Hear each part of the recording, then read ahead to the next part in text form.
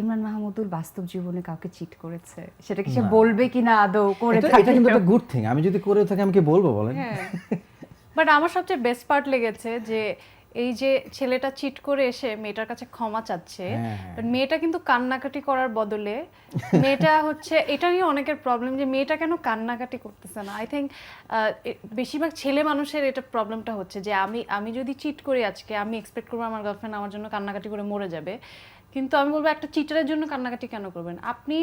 You should feel happy and liberated যে একটা cheater থেকে আমি ছাড়া পেয়েছি, তো আপনি নাচবেন, এটাই তো হওয়া উচিত, তাই না? ও That's আচ্ছা, how it সবাই should কিন্তু be. বলছে যে কেন আবার নাচ কেন, এটা নিয়েও কথা হচ্ছে। তো আমি তো এটাই So, this is বললাম the যে reply. আমার মনে হয় এটার মাধ্যমে একটা মানে মেসেজও দিয়ে দিলাম যে আসলে মেয়েদেরকে সবসময় ধরা হয় অনেক সফট অ্যান্ড ওদের মন অনেক নরম এবং ওরা যে কোনো কিছুতে আসলে ফরগিভ করে ফেলে কাউকে। তো চিটিং তো এটা একটা ক্রাইম আমি বলবো।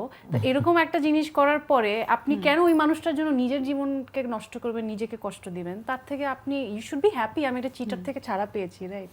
আমরা অনেক এত সিরিয়াসলি আসলে গানটা করি নাই, সবাই এত serious হয়ে যাবে সেটাও আপনারা এত সিরিয়াস বুঝেননি। হয়ে যাচ্ছে। আমি এনজয় করতেছি। হ্যাঁ, it's fun actually. যদিও আমরা ফারিনের লাভ স্টোরি সম্পর্কে জানি যে অনেক বছরের সম্পর্ক, তারপরে পরিণয়, এরকম কি হয়েছে কিনা যে লিরিকের সাথে জীবনের কোনো কখনো মিল হয়েছিল কিনা? আমি আসলে ওই মন গোলবেরার মেয়েটা একদমই ক্ষমা করব না, সো ওইটা হলে দের ইজ নো চান্স। আচ্ছা, আমি এটা দুজনের কাছে জানতে চাচ্ছি যে অনেকেই বলেছে যে ফারিন অভিনয়ই ভালো ছিল, গান না গাইলেও হতো। ইমরান মাহমুদুল কি বলবে, ফারিন কি বলবে?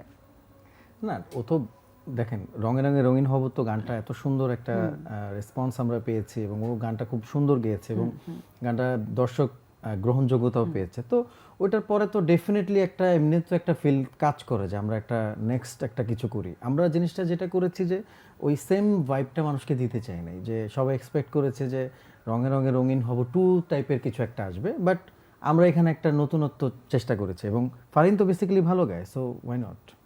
ওকে, ফারিন কি বলবে এটা দর্শকদের জন্য যারা এই কথাটা বলেছে?